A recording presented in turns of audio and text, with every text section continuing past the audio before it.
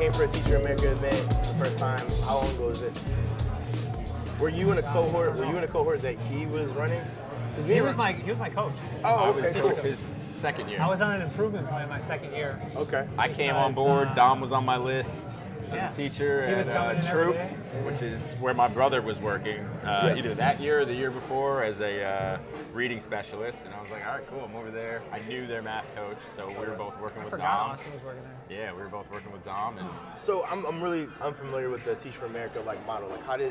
So I know that you did it and then became like a director of the program, and then that requires you to coach. And I know when you go through Teach for America, it's kind of like this really interesting conditioning experience as well. Oh yeah. So describe for me what that process is like with how y'all met. Okay, so from my perspective, it was really quick. It went from should I do TFA to I'm on a plane to I'm in Connecticut. I'm originally from the Midwest. I'm in Connecticut now. Where in the Midwest? I'm from an area outside Chicago. It's called Addison, Illinois. Okay. It's like a Do you northwest rep side. Chicago even though it's... when people say, hey, where you from? So if my You said students were to Midwest. ask me where you're from, I would say Chicago. A Okay. big reason for that is because a lot of the problems that we were facing in Addison at the time I was growing up are very similar to the ones that exist within the city, without going too much into detail. I was like, what? Drugs, violence, gangs, those type of things. Okay. Were very common in the neighborhood I grew up in. And I didn't know that I was so desensitized to this stuff until there was one day where we were hanging out, a bunch of people came by, we were hanging out outside, and we heard gunshots. Everyone freaked out who wasn't from around there. Yeah. And me and one of my friends, Kelsey, we were just like, didn't even have a reaction. Wow. And we looked at each other and were like, wow, this is a little messed up that we don't respond to these. They were like, let's dip, let's go somewhere else. Yeah. We're just like, well, I live here, I can't dip and go somewhere else. You know? Right. It's a little different when you experience it from within versus when it's an external. Do you think that experience is something that kind of led you to want to do Teach for America and Absolutely, kind of get into that space? So, because I saw the transition from it being a huge problem to all the systems that were put into place to support the community to where now, Addison's a nice place now. It's nice. And the people in the community feel like they have guidance. There are systems in place that make it so that way, kids in middle school are less prone now to get pulled into the city life, even though we're so far outside. I mean, it's like 20 minutes away, I guess. okay. So I guess close enough to where it's an easy drive. Yeah. But Okay. you just don't see those same problems anymore. My sister's in high school there currently, and she says she doesn't feel any of the types of things that I felt when I was. And so, fast forward to Teach for America. Where'd you go to undergrad? University of Michigan. Michigan? Ann Arbor, yeah. Okay. And then, so, Tom wants to go to Teach for America after Addison, and you study education and No, actually, so this is what TFA is so well suited for. My major was biopsychology, cognition, and neuroscience, and I was pre-med. And I had a few friends who they were struggling with some of those pre-med courses, so they asked, could you help me out? Because for me, I was that guy who didn't go to the lectures, and somehow, because I had the learning science down, and I could just go through things really quickly and prep for an exam, I would support them, and they're like, dude, you should just be a teacher, if you're not sure what to do. I was between, should I do this neurosurgery fellowship, which was for undergrads specifically, where you'd get to do a lot of observation and shadowing, or should I do TFA? I decided to do TFA, came out here, and the training started. So they took us to Philly after a couple weeks of just onboarding, getting us used to what they were going to do. Went to Philly, taught summer school for a few weeks, came back. That was at Temple University, which was where we stayed, and then we taught in North Philly. Came back to Connecticut and finished up the training, and then immediately started interviewing for teaching roles.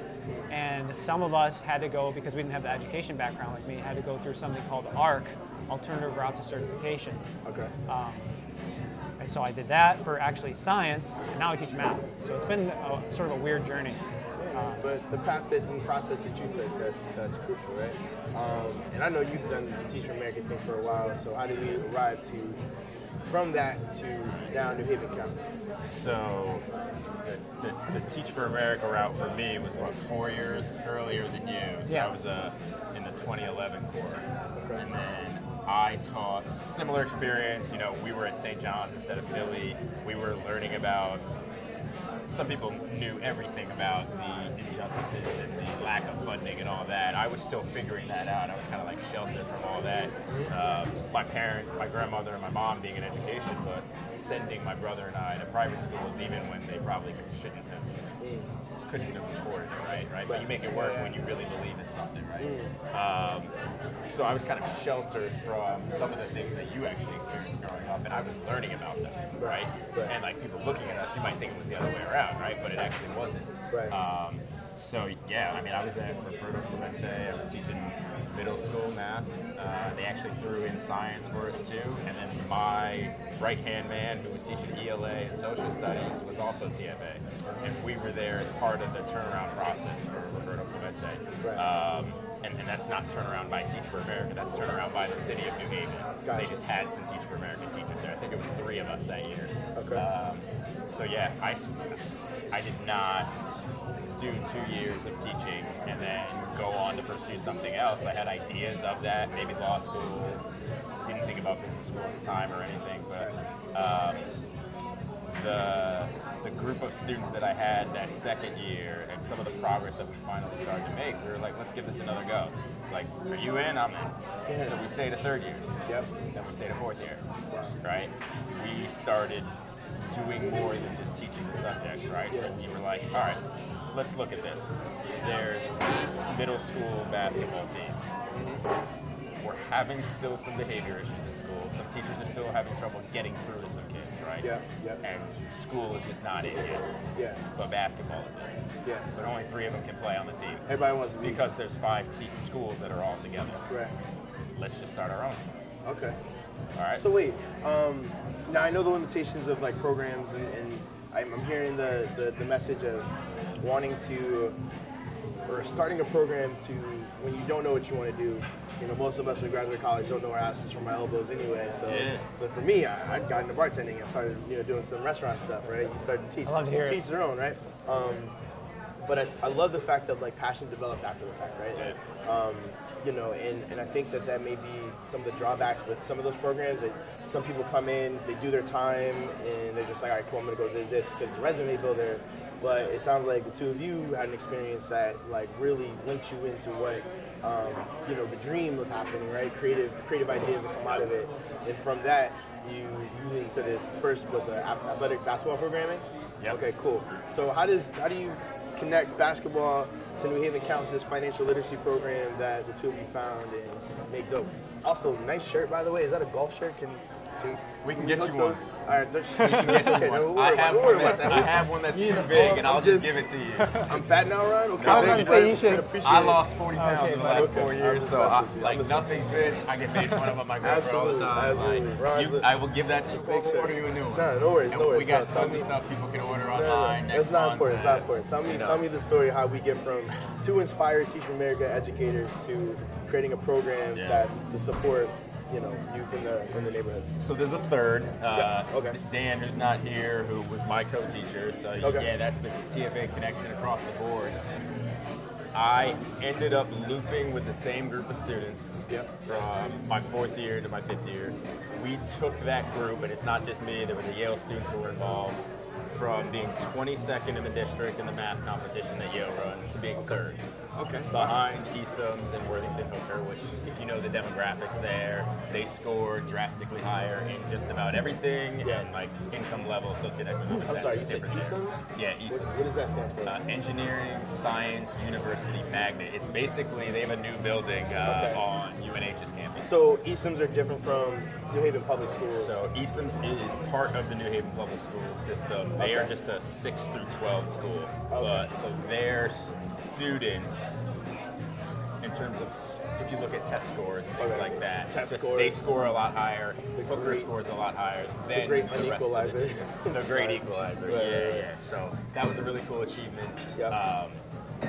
Everything we were able to do there, just the relationships I built with students, was like, this is home, this is family. I would always call them that. I always said to students, which is funny coming to New Haven Counts, that if we ever meet down the road, I will find a way to give you a job or do something like with you to help along your career path, whether that's mentorship, whether that's writing a recommendation, whether that's, yo, let's start a company together, or let's do something together. Oh, you were young recruiting out here in the streets. Okay, that's what's up. Well, putting people in position, that's what it's all about. Like, how do we, I couldn't see myself just saying bye. Like, I'll never see, like, this was cool, I'm just going to go on to the next group and I'll never see you again. Okay. Right? So all my students had my email address. A lot of them had my cell phone number. Their parents had my cell phone number. And still today, talk to a lot of them. Links into the community. Get lots of. It's pretty cool when you get birthday wishes or other things, or reminders on your phone that it's someone else's birthday to reach out and just reconnect and see how people are doing. That's awesome.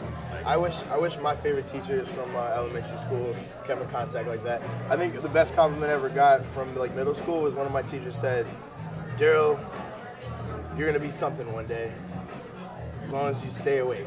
I don't know what. So I don't know what that is. I don't know what you're gonna be, but you're gonna be something. Shout out Just to Rob stay awake. Mandel over in Hampton Middle. I don't know if you're still there, Coach Mandel, but you were the man. Yeah. Okay, cool. So I get inspired teachers, Yep. connected with sports in the community and stuff. Connecting with your students. How do we get to New Haven Counts financial literacy and what your program is today? Because if I'm understanding correctly, you're in a space where you are creating financial literacy that's more than just like math help and math tutoring, but just kind of building great habits and teaching folks like how to be the CFOs of their own household. So like, give me the application of how we started the program and where it is now. Yeah, so we can, all three of us, thank Collab for putting out an application for aspiring entrepreneurs or people who just needed help getting going. They had no idea how to start a business, start an organization. Collab's mission is it's founded by 2 Yale grads. Oh, I see some of your shoulders. Watch out. Beautiful. You got to get the slurp part of the slurp and shit. Oh, forgot. Thank you very much. The first set. Hey, thank you. So yeah, Collab. Did you order for that? This might be your. You did. Oh, my bad. You did the fucking. I accidentally ordered Faga the second time around, and then I corrected it, and then you said Faga, and I was surprised. Coming in the landing. Oh yeah. I keep it light. It's Sunday, man. Do you want to? No. I'll take that if you want. This is for you, actually. Did you ever do the bean sprouts, side basil and stuff? Yeah. All right, okay. You're a pro. We can What share. do you do? You spray them in? Well, Sure. it adds crunch and like. Gotcha. I'm gonna leave those because I dropped it. I'll pick them up later. Sorry, guys. Throwing them. New Haven's, they're okay. But no, rock Thank out. you. So you were saying, I apologize. Collab is. No, you're good. So Collab is a nonprofit organization founded by 2 Yale grads, Caroline Smith and Margaret Lee. Okay. They work with the Community Foundation for funding and all that. Their whole goal is to make entrepreneurship accessible to people of color, especially here in New Haven. Okay. Right? So we were part of their first cohort. I was still working at Teach for America at that time, offboarding in a couple months. Dom was still working at Troop. Dan, our other co-founder, who was my co-teacher, was an administrative intern at Hill House. Okay. I saw the application, I got together with them and I said, I just left a meeting, a director's roundtable here in New Haven. Kirsten Levenholson, the executive director of New Haven Reads, was talking about all the great work that they do, the great work that a couple other literacy organizations do, and I had asked her during the meeting, like, what do you wish you could do with some of your time, because you're doing a lot of fundraising. Right. And she mentioned starting something for math, because all the students who have been successful coming through New Haven Reads, now they're like, okay, we're on grade level, we're reading better, we love reading. Math is now the problem. Yeah. So being a former math teacher, working in education still was like light bulb. Yeah. Nobody is doing this yet. Because New Haven Reads, hey guys, what if we apply to this and we say, let's try to start something called New Haven Counts? Now, like, the audacity now looking back that took to just say we can start something as teachers who don't have a philanthropic arm or a network behind us to like really do what we wanted to do. Yeah. Like, we were like, oh great, there's a couple of grants we could apply for, and Graustein was nice enough to write us a nice check at that time that we thought was like, oh, we did it. Yeah. But it was like, that was never going to be the thing that made it with the knowledge that we had back then. Okay. But yeah, collab was the start. It was like, hey, there's a need. Somebody has said this. We have some expertise in the area. We think we can do a really good job. Let's just go for it, right? Because why not? There's people here who are going to support us, and that's how it started. So what did the first programming look like? So if I'm a student and I came to New Haven Counts, which is also a really dope title, you think about it, right? Like New Haven Reads is like, okay, cool. You remember the day in the kitchen? But like, it's not New Haven Math. It's like we were brainstorming so long for this name. And then we're like, wait a second. They say New Haven Reads. What are all the verbs? We start listing the verbs. Okay. We're literally reading them off together. I think we went into like a thesaurus website or something. Giving everybody the step-by-step booklet to make your own nonprofit. Exactly. So we're sitting there reading New Haven this, New Haven this, New Haven this, and then New Haven Counts. And it's like, we're both like, oh my God, let's do it. All right, so if I'm a student, New Haven Counts has its name now, and you start as a summer program? Yeah, that was the first thing we did. I'll talk about the summer program, and then Dom will talk about the first after-school program we had at Truman. Cool, so let me know, tell that story.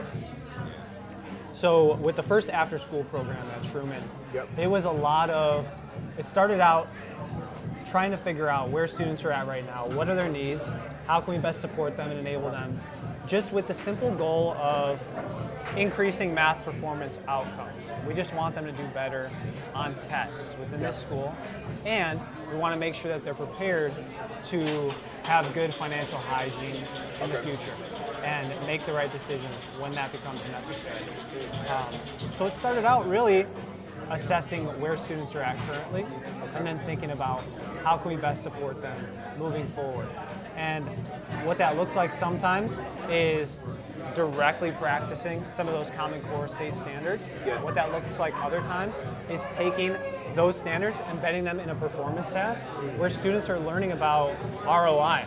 They're learning about opportunity costs when they decide to make a purchase at a corner store versus going to a grocery store and actually getting that bulk deal versus going to Costco or something and getting a really bulk deal. Hold on, wait. You're teaching what age group here? So at Truman, it was 6th and 7th grade. 6th and 7th graders, so like 12 to 13, 14-year-olds. ROI, return on investment, and marginal cost of benefit of going to a particular store. So true life skills. Okay, cool. All right, but also how the system, right? Even if you understand that, you don't have enough money to go shop in bulk to get those discounts, right? Understanding like why that is, understanding how these systems were people to buy in bulk. And we think about this from like the Amazon retailer perspective. Somebody whose parents, 17 years old, give them 10 grand, they can go start an Amazon store and they're buying things in bulk from China. Whose parents is giving 17 grand to 7? Okay, wait, time out. That was a lot. We went to school with some kids that they were just don't put my business on the streets. I'm just kidding. We went to I think it's yes. We're truly blessed for opportunity. But that even that experience that we had came from different things, right? Like your mother was in education, she had an opportunity. I had an interesting coach that said, hey, let's give this kid an opportunity to like go do something. But if it weren't for sports, I wouldn't have even been in that opportunity to begin with. Right, so it's all that transition. But I think the dope thing about what you're telling me that you guys are doing is, assessing or understanding that there are real metrics that public school systems and municipalities use to judge or value schools and their performance. But then you're taking that functional metric for them, applying it to real life, but then also kind of bringing in this like applicable or adaptive kind of thing so that it makes sense to them, right? Like you're creating the jam in the person's head so that they, it makes it work for them, right? Yeah, and sometimes it's literally just adding one more layer to something that we've already done within our classroom without that intention. It's just one additional layer. It's, okay, we know ratios. Now, this is a balance sheet. Your students need to know every single thing about a balance sheet to be able to look at assets, liabilities, equity, and figure out which company is better off financially based on different ratios that they can put together through an explorative activity. Right? They know that they have to take something, put it in the numerator, take something, put it in the denominator. Once they've drafted a bunch of those, they can start thinking, what do these actually mean? Right? If something has very low liabilities, has a lot of assets. Yeah. Might be a good thing. I don't know. It's up to them to figure out, right? All right, so then we've got these basic life skills, and where do we go from there? Like, how does New Haven Counts evolve from just this summer program, after school program, but then also like, what are we doing? Like, are we just sitting in the classroom? We're doing math tutoring and stuff. Like, are we sitting on our hands? What are the kids doing? So the evolution of that was we saw that Dom and the teacher that we partnered with over at Truman could run that program. We saw how we could infuse our own curriculum to what they already had, but also take advantage of EverFi, take advantage of Khan Academy, which at that point in time were not the behemoths that they are now, and actually infusing so much more financial literacy curriculum to it. But like, we have evolved obviously from the math tutoring to like, hey, financial literacy has to be part of this, to what's the purpose of financial literacy, like building generational wealth for you and your family, but also part of that is, can you start a business? And that was the whole summer program. Like, can we break down starting a business, right? Not coming from the perspective of like, we are millionaires and have done this, but like, let's give you the opportunity to at least understand what a business plan is. Okay. And now that's evolved into like, we know what a good business plan, a good credit score, and some connections can all do. We're getting ahead though. No. It's good. It's good. I just want to make sure I'm following the math. We get excited about all that. You know, want to make sure. Well, there's a COVID gap in there, which is really important to talk about some transitions. I feel you, because COVID wrecked a lot of things for a lot of us. But so we've got tutoring, life skills, and applicable business plans, and like things on assets and liabilities for when you're going and doing something as simple as going to the grocery store, and then you have that evolving into how you can start your own business. Now, I know a lot of brothers in New Haven that have been like, hey man, I got a business for you. Not all of them are great ideas. Now, what kind of business are we talking about? Like, I mean, it's all great to talk about a balance statement or balance statement actually, read it, but how are we applying this to like the real life things that the kids can see? That's because I feel like, you know, when I was younger, a lot of things felt like, you know, just it was figurative until, you know, without a plan of action and how do you do it? Like, how do you get to that point? Because you know, you found all these great kids you want to connect with throughout life, but you know, what does their businesses look like? What are those full transparency? Yeah. We had not started a thriving business at that point. What we asked was, the reason we had that summer program before the actual tutoring and entrepreneurship was like, we asked kids what it was that they needed. We were reaching out to former students, we put stuff out on Instagram, we were talking to teachers, and we were like, hey, do you guys want to be the first set of volunteers? Everyone in high school needs to get rid of their community service hours, right? Okay. And they also want to do something meaningful. Dope. Do you want to be tutors? Do you want to help us start this in a way that New Haven exists? Right. And guess what the kids said? What did they say? Not really. They were like, nah. We were like, okay, well, what are you doing this summer? Right. And then the answer, resoundingly, was like, resoundingly, that was tough to say with a little bit of small mouth. It's all good. Sorry. That's what the noodles are for. Resoundingly, you're not slurping hard enough. We're not doing much. Yep. You doing a arts program? Are you doing a sports program? Are you working? And we found a lot of people weren't working and weren't going to sports programs and weren't going to an arts program. Okay. But didn't want to do a sports program, but had all these ideas. Okay. And we were like, all right, well, do you want to start a business? Do you want to learn all that? And people were like, yeah. They said, I'm ready to hustle. They were like, I got ideas for a business. I got ideas. So we were like, so that summer program wasn't intentionally supposed to be part of New Haven Counts. Okay. That was something we did because these students who we thought were going to be tutors, they didn't want to tutor. Okay.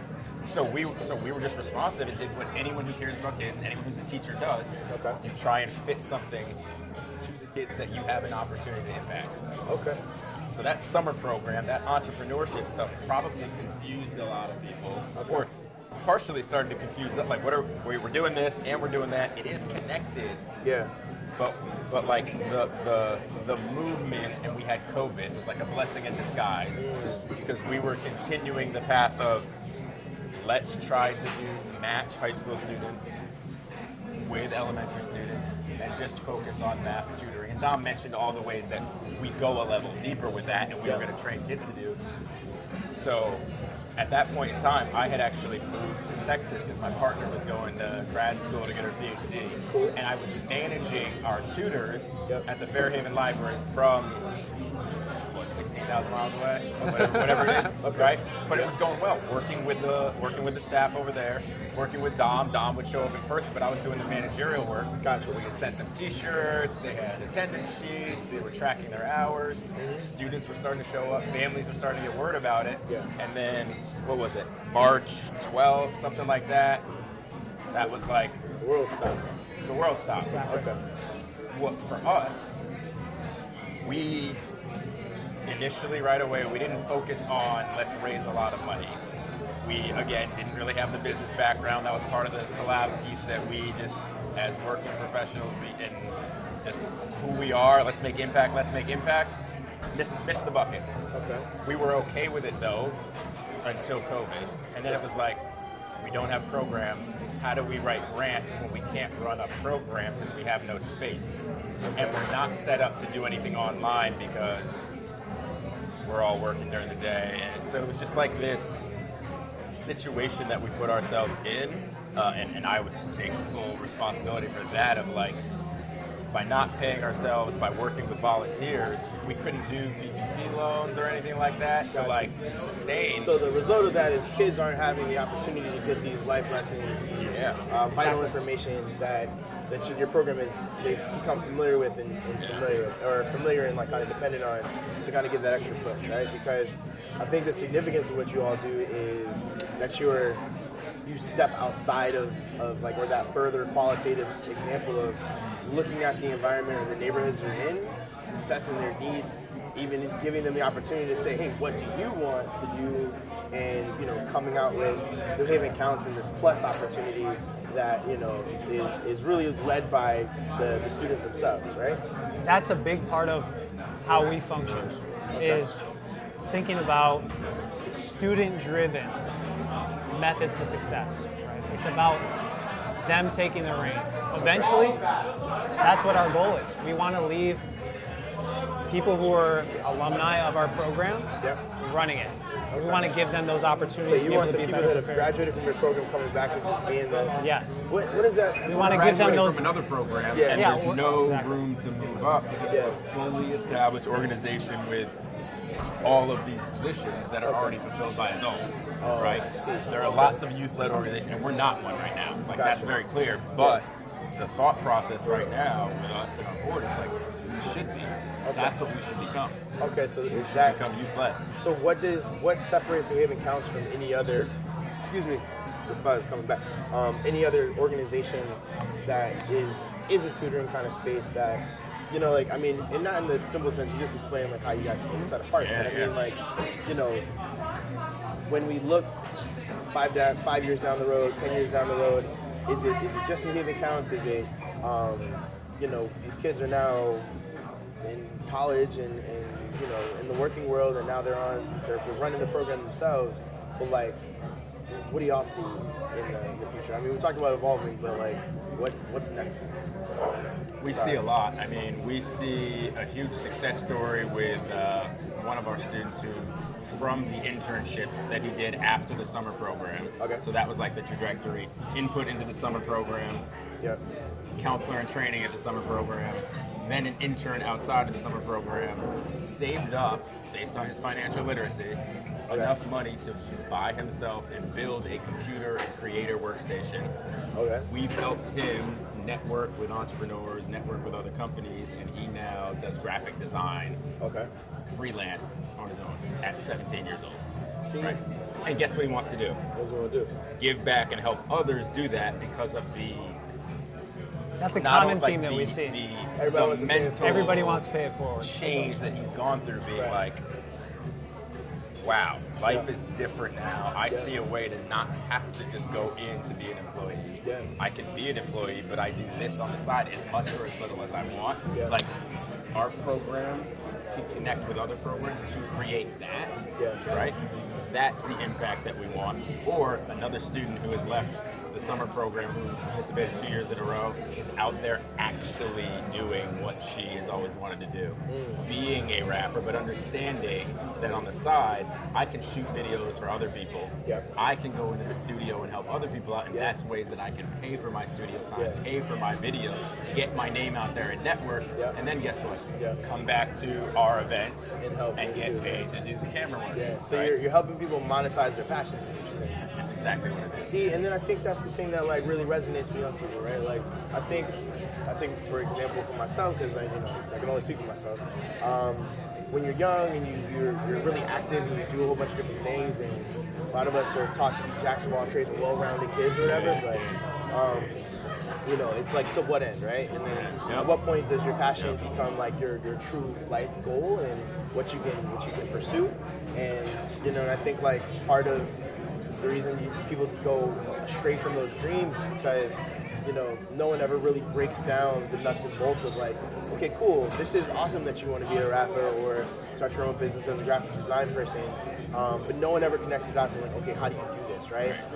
And I love the fact that like, there's this pay it forward kind of cyclical example of your participants coming back and being like, you know what, I need to make sure that the next person doesn't, has this opportunity too. And I think one thing for me, a lot of us too, and like the reason why we do this at Injustice to, connect all these different organizations who are good humans or trying to build better humans and, connecting with great humans who are doing great things for for folks out in the world, is to, kind of paint the picture and the example of that.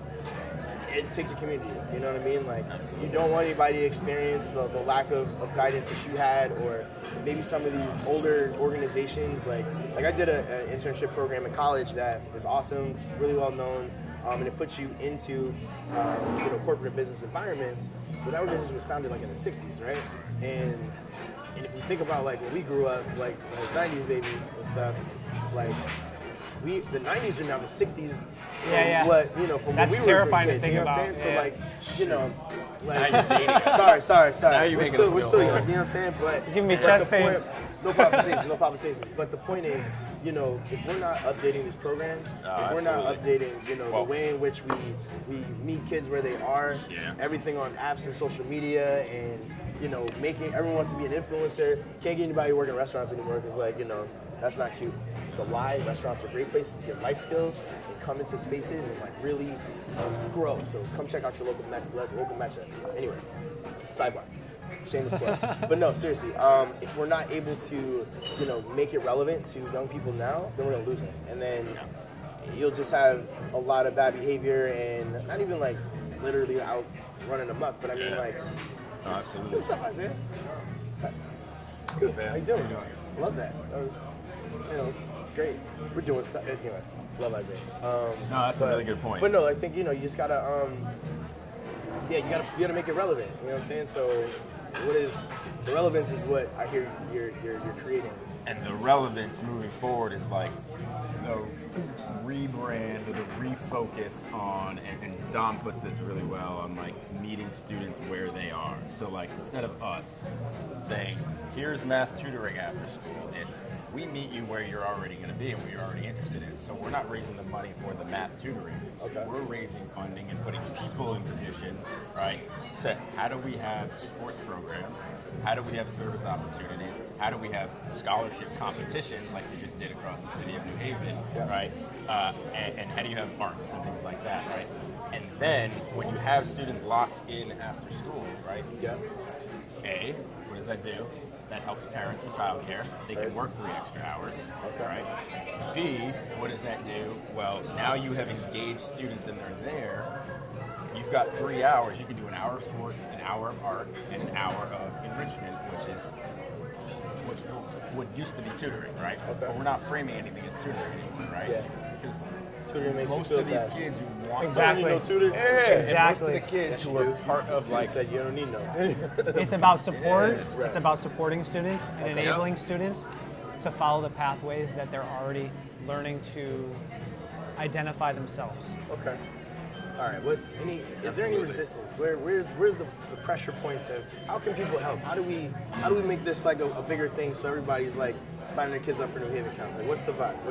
What can we do as Eat Justice in addition to just partnering with you guys for the month of July for every bowl of ramen that we sell at a Mecha all throughout the state of Connecticut and Boston, Massachusetts, in Brookline, will be donating those proceeds to New Haven Counts so that we can help them achieve their goals to help kids in the greater New Haven area. Yeah. But what do we do to do that? Probably turn to the camera. No, don't look at the camera. That's my job. All right, perfect. No, we'll lock in here. So we'll lock in here. Yeah. So our big fundraising goal for 22-23 is raising roughly $60,000, which will support a large infrastructure of after-school programs, predominantly at East Rock School next year. Okay. Yeah. And so it's saying, hey, we're coming out of COVID, we're coming out of mask requirements. How can we build up this like fully functioning athletic, artistic, and academic program after school that is like super robust, invigorating like women in sports, invigorating men in sports, but in art and everything like that. And that funding, we need people, right? Like So we need people. we need Everybody's coaches. money. We need coaches. We need to we need bring in people. community partners. Okay. We need equipment. Yeah. Right. And we need field trips because when you have a whole bunch of men and women at a school who are interested in volleyball, but there's no volleyball program there, right? Well, instead of just having volleyball, like we want to play other sports, so we need to travel. We want to go to the Volleyball Hall of Fame that is very close to the Basketball Hall of Fame. Like, how do we really enrich these experiences? So it's similar to what people experience at a private school, if not better.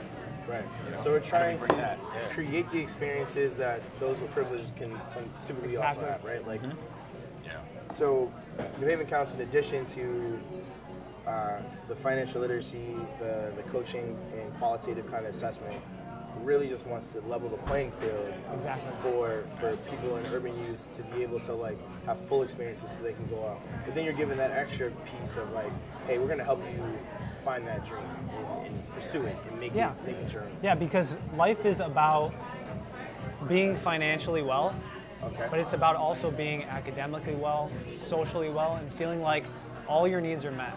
When all your needs are met, you're going to make better decisions, and you're going to know what's possible for you. Right? You're not going to put limits on what you think is possible for your future. And that's something that we're really trying to focus on. How can we make those opportunities possible for students? Yeah, it sounds like a tall bill, guys. You know, It is. you need bodies, you need some bread, you need all the things. Absolutely. You need time and organization. You think you can do it? Yes. Yeah. We think you can do it too. That's why we're partnering with you guys. We trust you. We support you rather. Our Justice community is like, we know you guys do great work and support everything that you want to do. Which is why we decided to partner and cause some attention so we can uplift our community. Because this program isn't something that just stays in New Haven. It can replicate to go to different towns and cities all throughout Connecticut, and you're making a model that everyone can follow. Right? Okay. Cool. Listen. That's what it is. Slurp your news. Get into the vibes. We're here for it. Like I said before, as we support New Haven Counts in their journey to help our youth become more successful, more grounded, and equip young adults, and all into the future, we're really here to spread awareness to what they got going on and support you through it. So, Ron, Dom, and Ron, thanks for coming out, Appreciate you, man. joining the bowl, and taking time to slurp with you. Yeah, no doubt. Best of luck. Let's get it in July, right? Yeah. That's what's up. Cool. Thank you.